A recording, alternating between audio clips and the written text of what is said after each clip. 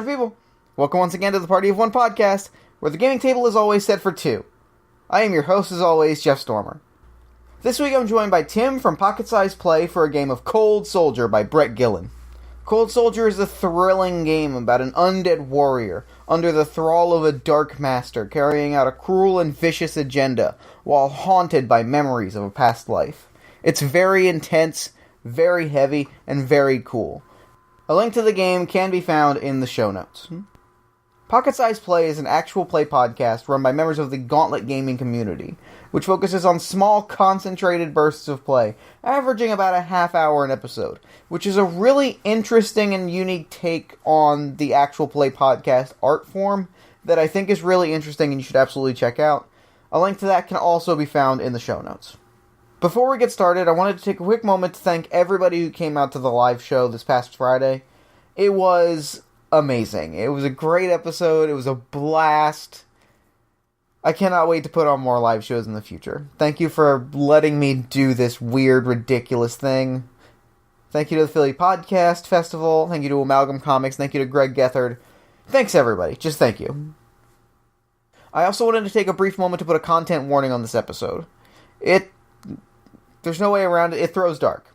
It throws dark at a lot of points. Specifically, there are some self-harm references in the early going. Just be warned. And with all that out of the way, let's throw it over to me in the past so he can get started with the show. Take it past me. Thanks, future me. This week I'm joined by Tim from Pocket Size Play. Tim, welcome to Party of One. Hey, Jeff. How you doing? I'm doing really well. How are you doing? Doing pretty good. I'm pretty excited to play today. I'm very excited. So, at the top of the show, let me ask you, for our listeners at home, where might they know you from? And if they don't know you, where should they know you from? So I'm involved with the Gauntlet gaming community. There are various meetup groups, but they also do Hangouts gaming online. So I run a little chapter of that in Portland for in-person games, and then I also do stuff on their online community, one of those things being recording a podcast called Pocket Sized Play that is actual play that's like kind of short, easy to digest, because I really hate super long actual play. I feel very similarly. I think time constraints in actual play is great, and I think that I really like the way Pocket Size Play does it. Sweet, yeah. It's better than 5 hours of hearing dice rattling on a table. So that's how I feel. Is that I like things that are digestible in the time that it takes me to go to work. Yeah, no, exactly. Constraints are good, and that's why I really like Party of One too. I mean, it's the constraint of 2 players, games that work well for that, and it's usually about a couple hours. Like that's usually like exactly an hour and 90 minutes is the sweet spot, and I feel pretty good about that. This week we were playing Cold Soldier by Brett Gillen. It is a game about The Walking Dead, but not that Walking Dead. I'm pretty excited to play this game. Me too. It sounds super uplifting. I'm excited. Oh yeah, about I'm really excited. It's going to be a feel-good episode. Get ready. So you are going to be playing an undead being, and I am going to be playing your Dark Master. We have a deck of cards split in half, with a joker mixed in one of them to signal the end of the game. And we will kind of go over how all of that works as we play. What we need to know jumping in is that a Dark Master has called the recently buried to serve in their army to avenge the wrongs committed against them. You are one of these beings. You shamble on, tearing apart anything in your path to achieve the tasks that they've given you, their orders tolling in your mind over and over like a bell. A soldier in their army, a skull that sees once more because of their will. But who you are still glimmers in your mind. Perhaps you can resolve the things left undone. Perhaps you can save those you loved. Perhaps a shattered fragment that you are, you can still make who you were a greater person. So we have a few questions to answer. Yeah. Well, we decide the Dark Master and the time, and then we kind of, until we feel comfortable in the setting, as many details as we sort of need to kind of get into the feel of things. Sounds good. So let me ask you, what flavor of undead resurrection were you kind of feeling? How are you feeling coming back from the dead? So I'm a big fan of kind of a older timey, maybe fantasy type setting. I'm just a fan of necromancers. What can I say? So a traditionalist. I respect it. Well, thank you. Yeah, the classics. So I definitely get a feel for kind of a powerful sorcerer, perhaps in the past. What do you think about that? I like that. Yeah, I feel like that's very classic, and I think there's something to that. Yeah. That's very simple and evocative and effective. So it's like a sorcerer in the past. I'm visioning like a tower like a alchemical laboratory type situation. I like that. Yeah, like the person. Perhaps this was a dark age where science did not reign, and so this person used whatever means necessary, such as the dark arts, to enact change. I mean, maybe there was even something like what we remember as the Black Plague, the Black Death, where tons of people died, and this is the person who tried to bring them back. Maybe with good intention, but ended up with an undead army, and it's like, well, what do I do now that I have a horde of the undead following me? Yeah, I like that a lot.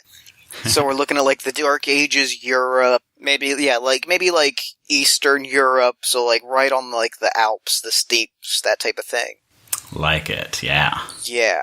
So like travel is difficult, and people don't really talk to the people the next town over.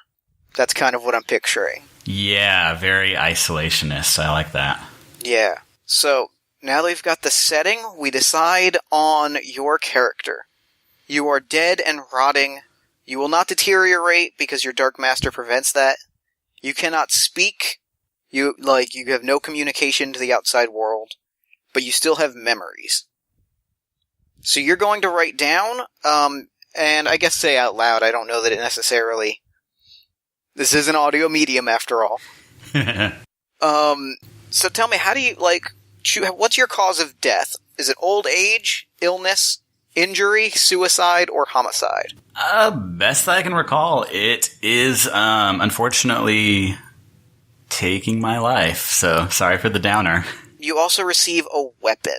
You've come back changed as a soldier in the army of this sorcerer. They have given you a weapon that is some way that you have emerged from the grave as a more terrible creature. What is it? And how do you fight alone, in a group, or in a horde? Oof, gosh. So, I'm pretty skeletal. I've seen better days. But for whatever reason, the Dark Master still has flesh that clings onto me, and this flesh carries the very plague that wipes people out. So imagine like kind that. of a... Yeah, the necrosis is still on me. Maybe it's the rotting, blackened fingertips. And knowingly or unknowingly, I'm kind of an agent for spreading that. And for that, it's really suitable that I would fight alone. That makes sense, yeah. You're kind of a plague bearer. And probably in doing so, you're gathering more bodies, growing the army in that way. Yeah, it's fun. Yeah. Yeah. I'm already feeling cheerful. This is a cheerful game. Okay, so we have taken a deck of cards and split it in half. In one half of the deck there is a Joker. In the other half there is not. We do not know where the Joker is. We have placed both decks together. So I've given you we've decided on the task the Dark Master has given you. You are going to go to these towns, attack people in the night, give them the plague such that the plague spreads throughout the town goes silent, and the Dark Master can come in and sort of resurrect them under his thrall. I like that. Yeah, these are the towns that the plague would not have otherwise reached because they are isolated in the mountains, and so I'm sort of finishing that job. Yeah. In fact, I kind of visualize this opening scene of you complete, doing this as sort of like a town that is sort of quiet and lit by torches. We see you enter, and we see somebody dragged off into the shadows, And then over the next several days, we see this plague spreading, and then we see the Dark Master sort of arrive. I think he arrives under the guise of a plague doctor, because I think that's cool. And that's how he, like, has access to these bodies that he sort of resurrects. Awesome. He's sort of playing the long game and building this army such that he can take over things. Does the Plague Doctor guys have that weird bird-like mask? Oh yeah, or some without variation a doubt, of it? Okay. Because that, yeah, absolutely. Cool. Okay, yeah. So now we continue telling this story as you arrive in the next town over. It is a few days' travel. In fact, that's going to be your first obstacle. Is going to be getting. He has given you an order to go to the town of Longhaven. So the first obstacle, and he merely he's very hands off because he is deeply afraid of catching this plague himself. Mm-hmm. So he merely points you in a direction and says march. And you do not have a sense of how far you're marching or the terrain that you'll be marching. I have a sense of very little, so. Yeah, you are merely marching in a direction. So I have drawn an ace, and that will be the obstacle, which is getting to the town of Longhaven. So, I have an option to take any card and place it in my hand as I narrate a memory. And I would like to do this right off the bat because okay. Longhaven rings a bell for me. Ooh, I like that. So, the memory that I have with that town, maybe it was just hearing the name, is of a love that was unrequited. So, when I think of traveling there, I imagine it's for that embrace that I never had. Okay. And that's a very strange thing to be tickling in the back of my mind. And as soon as that memory comes, it's gone. Yeah, so you'll take this in your hand. Okay, so then that card is you've taken that card in your hand, which means it will come up later. So in the meantime, I'm going to draw another card to represent the obstacle of the long road to this place that you once knew. And I've drawn a king now. All right, I just got to deal with it. So I have a tattered cloak, probably to appear more like a traveler. So there are no words, no communication. You see nothing in my soulless eyes. I just pull up that hood of the cloak, and I'm going to draw a card to try to accomplish this obstacle. So you drew an ace. So you make it to Longhaven. I don't know why I know where I'm going, how I get there. I remember following a long, winding, cold river, and at some point there's going to be some familiar torchlight beyond the mountains. You move like a being possessed. Ironic, because you are, to a certain extent, possessed. You get there to find that another plague doctor and his retinue of guards have already moved into Longhaven. It seems that reports of this plague have managed to get here in spite of your master's efforts at secrecy. So the next obstacle is a 2. Awesome. And oh gosh, I just want to kill that plague doctor here and there. I think that's a good way to go if that's how you want to narrate overcoming this obstacle. It's just but you don't hear me want anything. A grub that was burrowed in my skull falls out my ear, and that's the closest thing to a response that you get from me. So I'm gonna draw because I would advance straight on that plague doctor in broad daylight. So 3. You've succeeded. The plague doctor, the guards rush at you. They see you coming. At first, the plague doctor greets you with open arms. And then they recognize that you are bearing this plague, and you are moving in a way that no plague bearer has moved previously. And you tackle the plague doctor, and you you snuff the life out of them. The guards rush you, and you are gone before they can be upon you. Nice. So, my next obstacle is that now the town is on watch. The plague doctor is dead, but I'm gonna say uninfected. The town is struck by fear. The guards are hunting for you, but they don't know where you might be found. So, what is your next? So, the next obstacle is going to be, how do you or who do you target next as someone to infect with this plague to spread it throughout the town? The obstacle is a 7.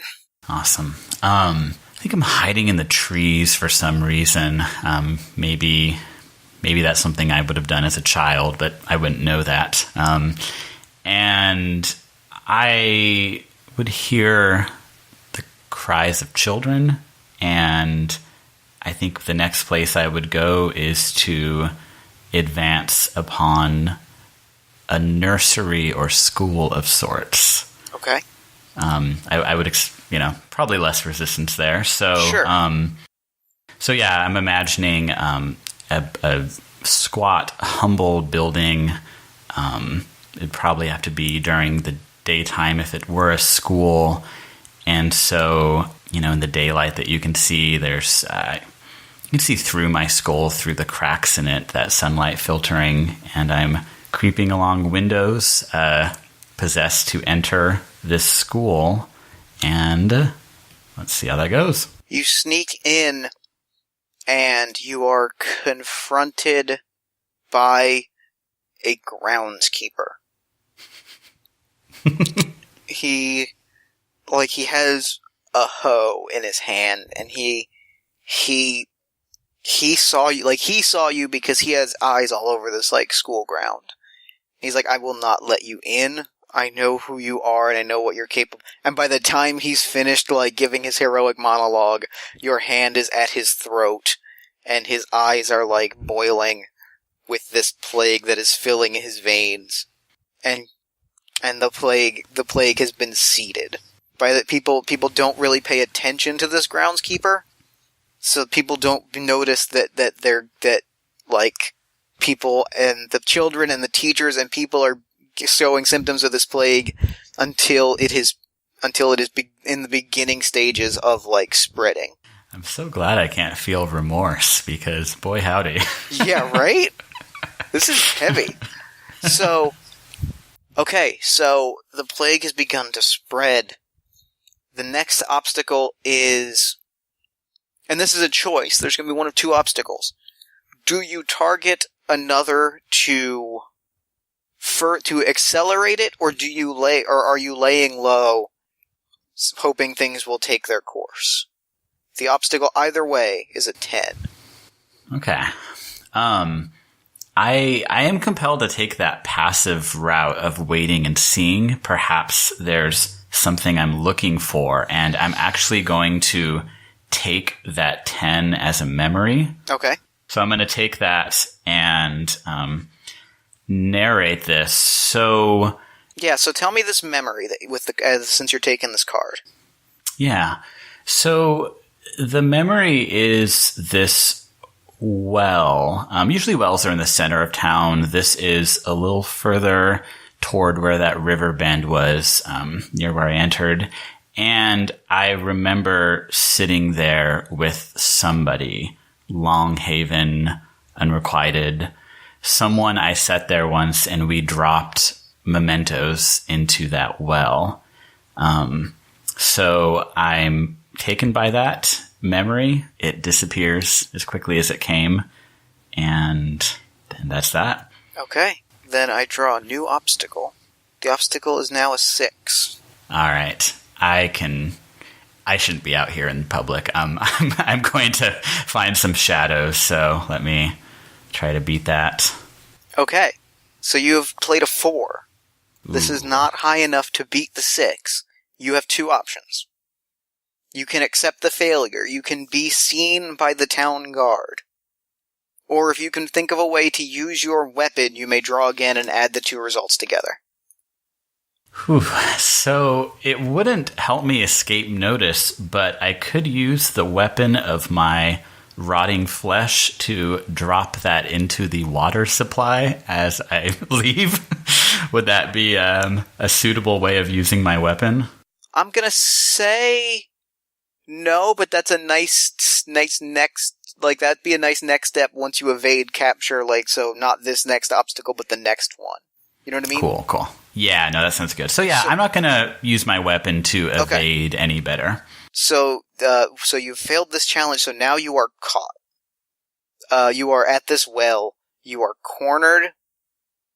You are cornered by a pair of armed guards. They are not the guards that were brought by the Plague Doctor, who were far more mercenary looking and far more intimidating. These are townsfolk that have taken arms. So if you picture, for some reason I'm picturing like Shaggy from Scooby-Doo, but in fantasy garb with a pitchfork. So it's like Shaggy, and we'll say that Shaggy from the whatever the cartoon was with the car that also looked like Shaggy. So it's just two Shaggys. But there's no attack dogs. There's no Scoobs around. No, there's no Scoobs. There's no talking cars. It's just these two dudes. Like, hey, you're that guy that hey, you're that guy that killed the doctor, and they've got their weapons pointed at you. And the obstacle value is a 10. Oh, gosh. And also a note, since I failed that last task, if I have a card in my hand, I have to discard one of them, which means I lose one of those memory cards. So one of your memories slips away. Yes, and those are crucial for the end game, so it sucks to fail. Yeah. Oh. So the 10. So I've stolen. So you're discarding that 10. I think as you're standing at this well, you feel that moment, and it becomes twisted. Like that memory you had of that memory you had of that love and that well is suddenly these two people have intruded upon it, and it sort of like crumbles around you. Something burns in my eyes, even though there's nothing there. Like there's a flame and no sockets, and my fingers of both hands are outstretched, and they're going for these throats, like into the mouth to the throat. Right. So let's see how that goes. Ha. All right. You've drawn the king. You have successfully... You take down these two guards with ease, with a fire that you didn't even know, that your, like, semi-sentient mind didn't even know you had in you. You take them both down. You actually tossed both of their bodies into the well, going back to your previous suggestion. So their entire infected bodies are just floating at the bottom of this well. So you've managed to you hide out on the outskirts of town near this well. Near this well, you feel almost unable to go too far, even though that memory has drifted into nothingness. But you manage to lay low. The Plague Doctor, your master, the Dark Sorcerer, arrives. He makes a big display of it, like he's a conquering hero. But upon his arrival, he is immediately warned that someone attacked a Plague Doctor already. Those mercenaries are quick to go to his side to provide aid. He reluctantly accepts them. I don't like that. He issues sort of a necromantic command to you that you feel inside of your head, even though he is nowhere nearby, to meet him like in his lab in the bottom of this inn, like the basement of this inn, the storm cellar, by nightfall. So the next obstacle is sneaking to him through town to get to this inn. You know where the inn is, but you know that there's going to be people around, especially now that there are these mercenaries and these adventurers. The obstacle is a queen. Good God. Yeah. I'm going to take that as a memory. Smart move. Right. It's nightfall. It's close to that hour, and so the lights are bright inside the inn. from where I'm viewing it, there's no easy entry point. There's just too many people, too many guards. Except there is a back entrance where I see a younger person, then kind of a sturdier, larger person carrying some large sacks in and out, and I smell something cooking. It's this kitchen door, and I remember a dish that my mother made, something of boiled parsnips, left in the oven for nearly a day or so until they're just delicious mush.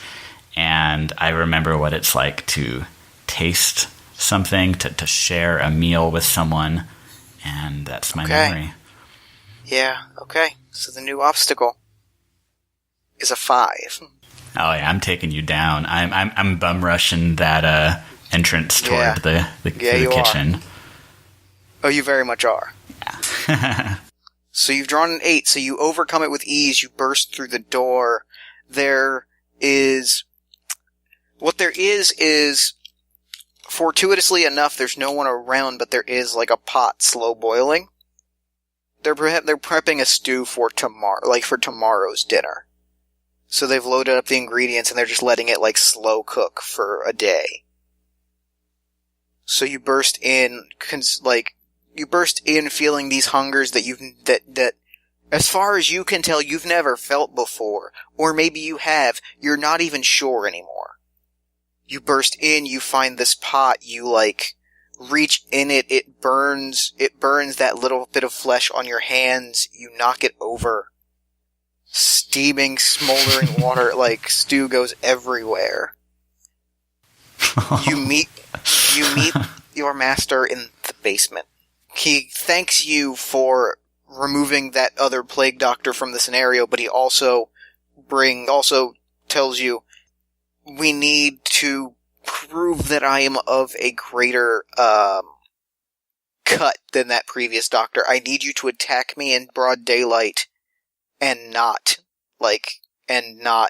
kill me, such that I can banish you with my magic, and thus you can continue your operation in secret and I can seem a hero. That is such a great, complicated, covert order to give someone who can only, follow the most basic of commands. I love how horribly that could go wrong. This is not a plan you give a zombie, but here we are. So he tells you tomorrow you will attack me. You will not kill me as I am your master, but you will attack me. And the next obstacle, however, is as he is relaying this really super complicated plan, and he's not explaining it in a simple way. He's telling you all of these other tangents and political concerns that go into it. It's kind of a mess of a plan. And you kind of understand why this guy doesn't just raise an army of normal people. But as he's talking, he stops, and he's like, the thing is, they must see me as... Do you smell something? Well, I guess you wouldn't smell anything, but do I smell something? Do I smell smoke? I smell smoke. Why do I smell smoke? And that's when he hears the calamity upstairs. The inn is on fire. Yeah, I was pretty sloppy upstairs. So the obstacle to get you and your master out of the inn safely is a 7. Oh, gosh, okay. So I'm always concerned with the most direct method to getting out, and I almost feel like because I'm a creature of the earth, I would kind of tear at the walls, even if there's dirt beyond it, since we're in the basement, that I would almost, in a futile attempt, kind of burrow out. I think that's perfect, yeah. Yeah, it's dark. I don't think it would go well, but I'm ripping apart the wooden boards of the wall and trying to find the dirt behind it. So I draw a queen. Yeah, you are successful. You tear through the boards and there is dirt underneath, but you feel it on your fingertips. It is soft dirt, which you are familiar with. This feels natural to you. This sort of soft, almost grave dirt, that you are able to dig your way out of it with ease, and your master sort of weakly shuffles behind you, like kind of, like weakly, almost like dog pedaling in the dirt, like crawls out, and he's coughing up dirt, but the two of you are behind the inn, away from the crowds, and he bids you away, and he goes to rejoin the, like, inn folk, who are a little bit confused as to why he is so dirty.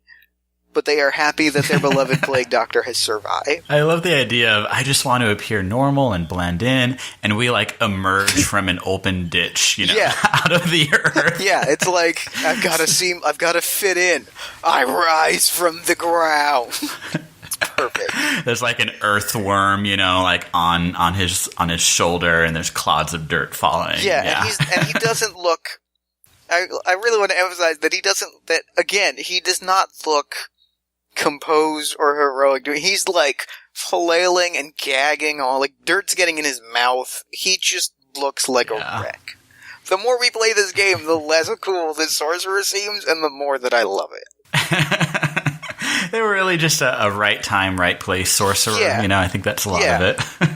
So the next obstacle is, sure enough, the next day he has organized this surveying sort of thing, that he's going to sort of diagnose things and confirm that the plague proper is here. This is when he has instructed you to attack. So Is it like an open commons area, or what kind of space? Yeah, he's kind of walking down the main road. I'm picturing like a one-road town. Longhaven is not large. Yeah. It is one of these hamlets that's just like buried days away, and it's only got the one road. Maybe a few farms that are attached to it, but... So he's walking down this main road, and people are bringing their sick to him, and he's kind of like checking on them without touching them, sort of thing. Awesome. So to execute this plan successfully, such that the guards do not get involved, such that you do not actually attack him, all of those complications that could come up, the obstacle to avoid them is a 9. What would my method be here? I imagine I'm keeping low, and as he's passing these farms, there's the odd overturned wheelbarrow, there's probably some cattle and whatnot, and I kind of like the idea that I'm hunkered maybe beneath a cattle, kind of in the dung and the mud, and my plan would be to basically crab walk Scuttle down and give him a bite on the leg. That doesn't sound very fatal, right? Like, legs are removed all the time. Amputations are the norm. Well, and he's probably got extra padding on his extremities, so that, like, worst case scenario, he can amputate, but more than likely you're going to get a mouthful of hay. Yeah. And he should be okay. I think that's good. So this is the old crab walk bite strategy. So, I don't make it, though. I don't think. I got an 8. You can use your weapon. Ooh. If you want to perhaps use the plague in some way. Oh yeah, no, because that gives me the chance to either fail better or succeed worse. I imagine that I'm just not coordinated enough to make that bite, and I would of course involve the necrosis of my rotting flesh, maybe on those fingertips, maybe actual chunks of flesh that I can try to mash into a exposed ankle as he passes. So hopefully no one's paying too much attention to what's going on the ground, but I totally want to get my bubonic self all into attacking here.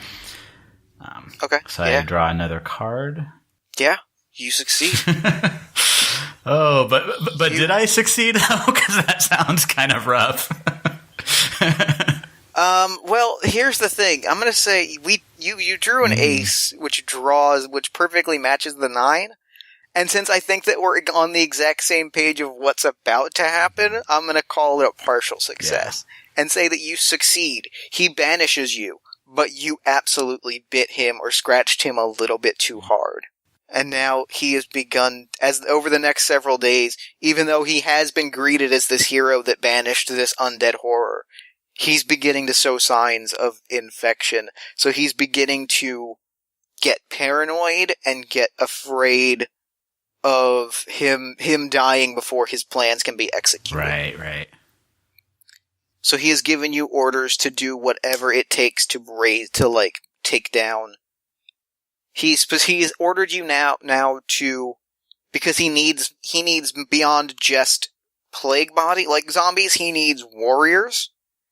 So he has ordered you, your next obstacle is taking down these guardsmen that are, like, surrounding him. Okay. I can do that. That obstacle is a 5. Cool. How many of these guards are there, roughly? We'll say 4. We'll say it's a classic 4-person Dungeons and Dragons adventure party. And is this like a closed area? Like, are they outside the inn building, or are they inside? I think you can decide when you want to attack them, but they are spending a lot of time inside the inn or around the inn, like, mucking about town. Yeah. So when do you attack these people? Yeah. I would want to attack when they are perhaps drinking and enjoying themselves, if there's such a moment, inside this inn where there's a thick layer of soot on everything, and they probably still haven't quite cleaned up since the fire. So I like the idea that whenever the 4 of them are inside, finding enough pleasure in a drink to be able to laugh about the situation, that's when I would just fall from the rafters onto them. Okay. That's perfect, yeah. Super smart. That's a 2. That is a 2. Which goes along with the plan of just dropping on them from the ceiling. Yeah. That sounds... And I do want to use my weapon, like before, but I want to kind of amp that up a little bit. What I would want to do is, there's rotting flesh on me, probably not very much, and I would just be taking whatever is left, whatever's still hanging on the bones, and flailing that at them. This is not a tactical maneuver at all. This is a wild kind of feral move here. So I'm acknowledging that I am a bonier creature as a result of this, so that, maybe that weapon's less successful later, but let's try one more card. With ease. They fight you off, but as you're, like, flailing around, like, they chase you off, but they definitely, like, one of them is splattered with blood, and sure enough, that's really all it takes, is that one, because eventually he'll get in a fight with someone, and they'll playfully fight each other, and that blood will spread around a little bit. And sure enough, these warriors they're infected with the plague, and the sorcerer, he uses the plague and he uses his dark magic to, like, put them under his thrall in a way that is different than like the pure zombies. Mm-hmm. These are a little bit more aware, and he's using them as sort of his own bodyguards now. He has said to you, now that I have my guard, it is time to take this town and not just raise it in the way that we've done before. It is time that you take the town lord. Take the lord of this small town. Consume him. Don't just infect him, consume him, such that I may install myself as the ruler of this town. And that's a 5. That sounds like a 5. Yeah. And so this is just the obstacle of consuming his body. Yeah, you sneak in pretty easily. A lot of the town guards are already infected, so he is, like, kind of just scrambling and trying to keep his head down and do his business. So you're in his, like, chamber. Yeah. And there's a desk full of papers as he is writing out summons to other plague doctors. Yeah. And to, like, other town guards to be like, please send people our way. Desperate man hiding in his manor. Yeah, I want to bust through the door. I'm imagining my movements are even less human-like than before, that I periodically am on all fours and then sort of shambling about on limbs. I'm just a skeletal mess at this point, and I want to kind of slam him against the wall and open my jaw. So let's see how that goes. You consume him with ease. You drew a 9. He is slain. Perfect. Over the next several days, people are, like, the town is in disarray. The Lord is dead. No one knows what is going on.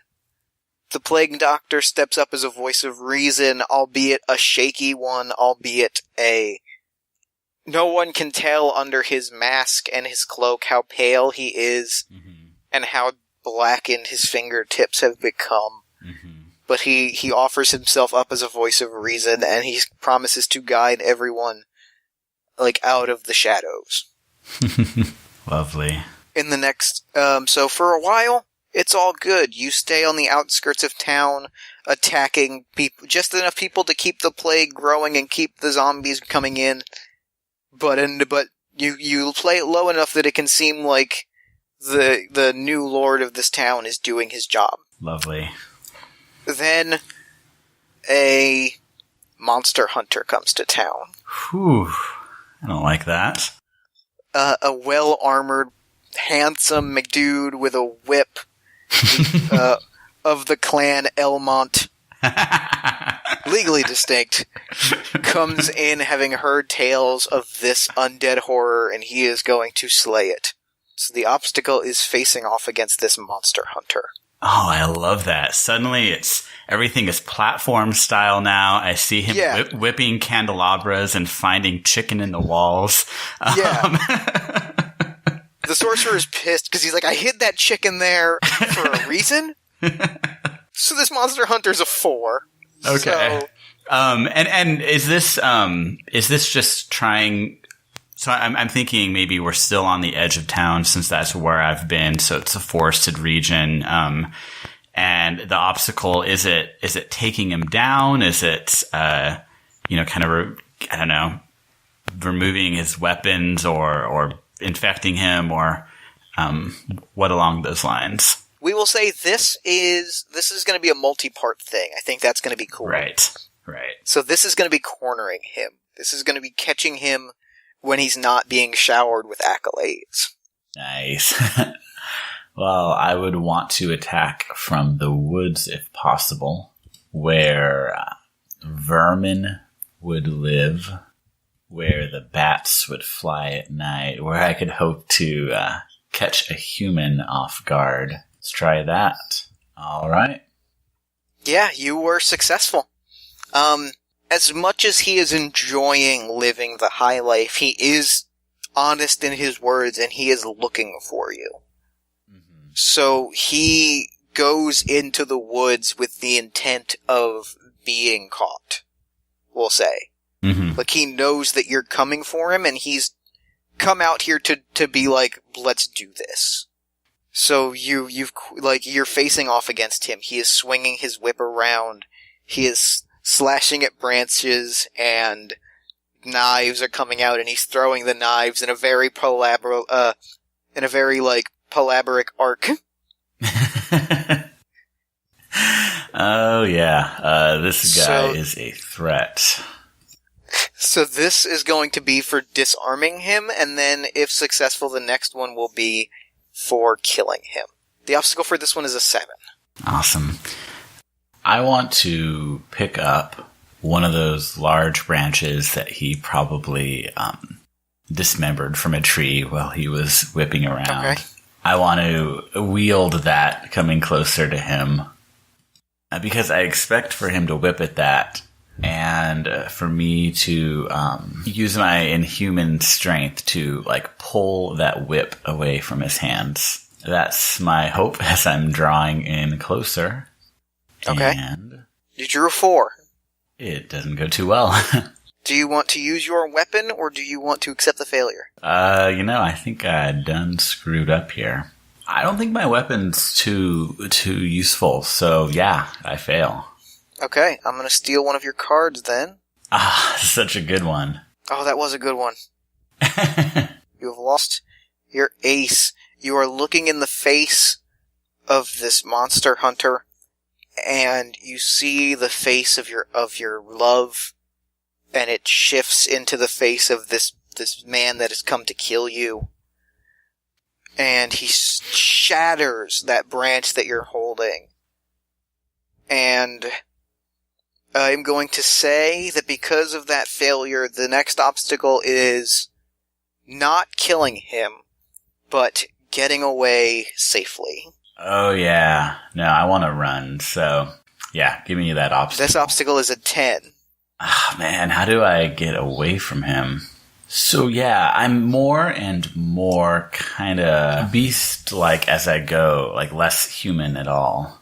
No flesh on my body, and I'm shambling about on all fours. And like a scared dog almost, I'm bounding over shrubs and branches, just trying to get out. Alright, you drew a 10. So we'll call that a success or a partial success, since it's what we called the last tie. Mm-hmm. So we'll say you get away. You scramble, you are gone into the shadows. He is unable to, in the sort of like finely crafted armor that he's wearing, he's sort of unable to chase you through the underbrush. Mm-hmm. But the partial comes from the fact that he is not done yet. Like, he's still in town. He has claimed that he has like chased you off, but he knows you're still out there. You haven't convinced him that you're gone. Mm-hmm. So now he has put out a call. More of these adventurers are on their way. There's a pirate that's coming. There's a guy there's Alucard, which is Dracula backwards, and it's crazy. There's coming. And, like, all of these people are coming from all of these different places, and the sorcerer is furious. He does not want this. Mm-hmm. These people coming together risk undermining his authority. So he wants you to do something that will frighten the townsfolk, that he can sort of pin on them. Oh yeah, I have an idea for that. The woods aren't safe for me anymore. I found that out. So there has to be a mass grave somewhere where, like, the bodies are carted off after they die of natural or unnatural causes. And I like the idea that I've been waiting there under the corpses. Oh, that's really good. Yeah, I like that. And so the way I'd like to strike terror into some hearts to maybe make these heroes turn tail is to actually wear the flesh or the clothes of a village person who's on top of me and shamble out into public as that recently deceased. I think that's perfect. Yeah. That's great. Really screw with everyone. And I actually want to use that card as a memory because this person that I happen to select triggers something in me. This person is actually the sister of that lover that I remember. Oh, no.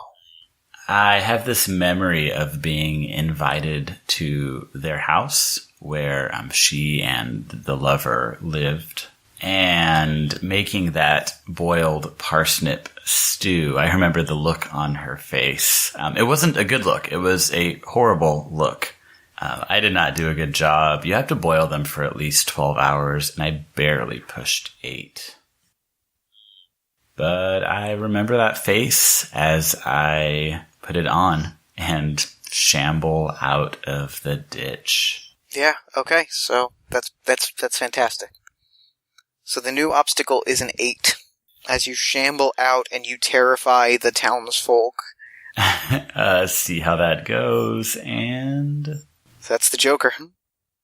Okay. So we put that aside. So... The next scene is the end game. So go ahead and draw again. Oh, man. But Jack, you are successful. The townsfolk are terrified. They are running in every direction.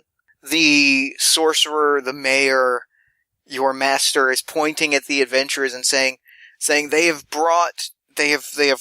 been given dark magic. How do we even know that they are not conjuring these beings themselves? Oh, man. And sure enough, the townsfolk have turned on them. They all leave town in shame. Elmont has to choose between going up a set of stairs and down a set of stairs. It's so hard sometimes. It's like you want to go up, but you end up going down. It's the controllers. Yeah. It's not the most precise thing. Yeah. So, this is now endgame. Let's see. When the Joker comes up, it is the last scene. Based on your memories, one of the following is at stake. Whether a thing you cherished will be placed beyond harm, whether a regret will be made right, or whether unfinished business will be completed. Yeah, you want me to run through those 4 memories again for everyone's sake? Yeah, please. Cool. So, unrequited love in Longhaven, dropping mementos into a well, making boiled parsnip soup with my mother, and making and my sister's face, making her that boiled parsnip stew. And I really feel like the lover should be here in town when I show up wearing his sister's skin. That's a little dark, but it's the one way. I think that's exactly what it is, because I think that perfectly fits into whether a thing you cherish will be placed beyond harm. Mm-hmm. And I think it works really well if your lover, I'm trying to think exactly how to put where in harm's way I want to put them. Yeah, it's a little bit the role of a innocent bystander. So the lover, we can call them Joffrey the Baker, or something very Joffrey the Baker. 14th century sounding like, I like that.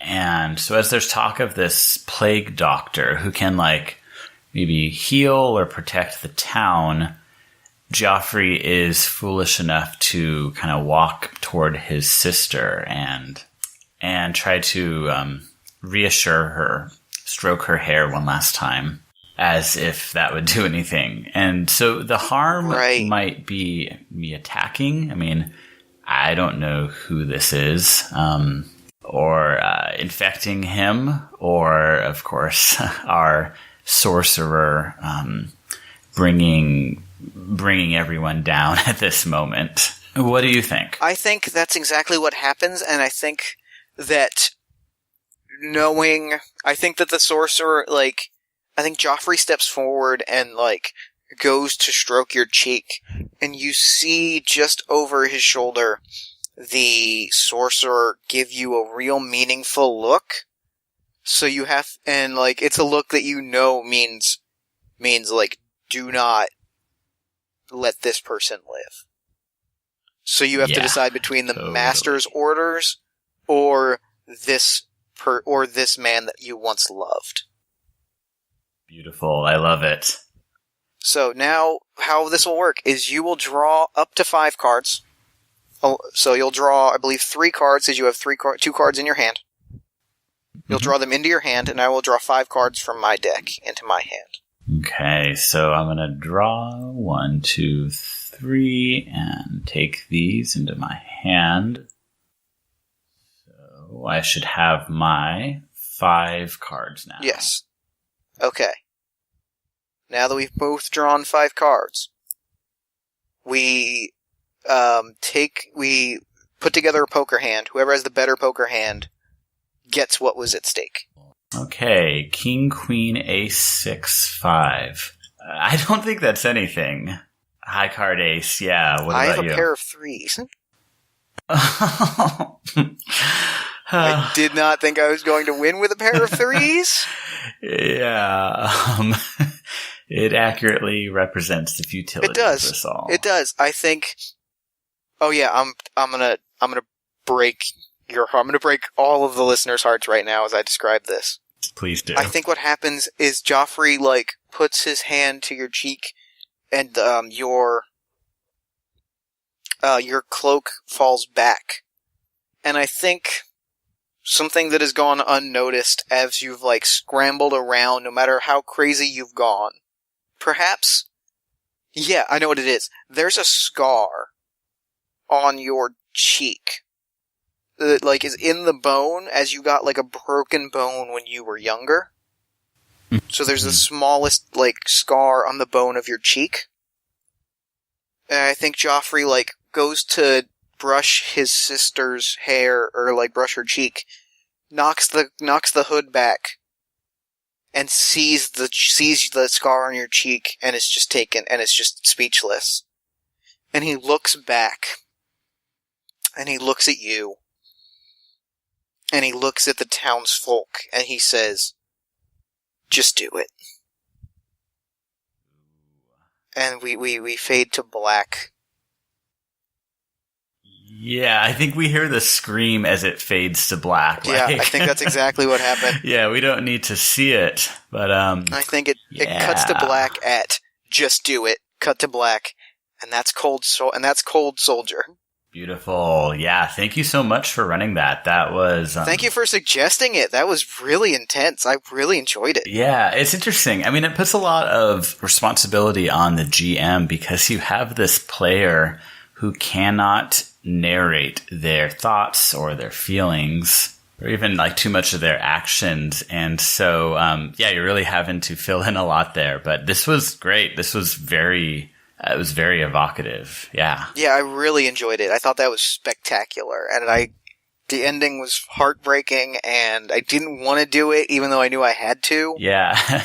Oh, that was great. Yeah, and there was just the smallest amount of strategy there, too. Like, I was trying to take the high cards for memories, but like it has to be suitable for the situation, and so you can't always do that. And one of the rules in the book is that if that Joker is pulled and I don't have any cards in my hand, like I don't have any memories I'm still holding on to, I instantly die on the spot. Yeah, I actually just read that rule and I was like, wow, that would have been an interesting way to go. Yeah, you like have to get these memories and you have to make them count, but you have these fictional constraints. It's just enough strategy with a deck of cards that it feels like a game and not just a thought experiment, but hey, it's also a really good thought experiment absolutely. Too. Oh, it was super, super good. Tim, thank you so much for coming on Party of One. This was awesome. Yeah, thank you so much, Jeff. I had a great time. Where can people find you online? So they can find us on Twitter at twitter.com/pocketsizedplay and check us out along with the rest of the Gauntlet gaming community at gauntlet-rpg.com. Awesome. Well, I am going to throw it over to me in the future so that he can wrap up with the show. Take it, future me. Thanks, Past Me, and thanks so much to Tim for coming on to the show. Be sure to check out Pocket Size Play. I think it's a really great show. I think there's really engaging gameplay. They play really some interesting games, and it's an easy show to get into because the episodes are fairly short and condensed. You can find a link to that in the show notes. You can also follow them on Twitter at Pocket Sized Play. You can also follow this show on Twitter at Party of One Pod, like the show on Facebook at facebook.com/partyofonepodcast, and if you love the show, consider telling a friend. Social media shoutouts, iTunes reviews, and word-of-mouth recommendations help me do cool things like live shows that help me grow the show and do all sorts of great things, and they really mean a lot to me. This week there are 2 episodes of All My Fantasy Children for you to check out. The first one, we create Wizard, that's WizzaRdd, a jester who thinks he's a wizard, and Johnny Orko, an outer space half-orc who's just graduated from Orc Academy and doesn't quite know what he's going to do with his life. And thanks to Traveler, he does a lot of things. Party of One is produced by Jeff Stormer and Jen Frank. This episode edited by Jeff Stormer. All music for the show comes from the song Infinite Lives by Mega Ran, featuring the D&D Sluggers. Until next time, party people, thanks for listening, and party on. Never gonna die.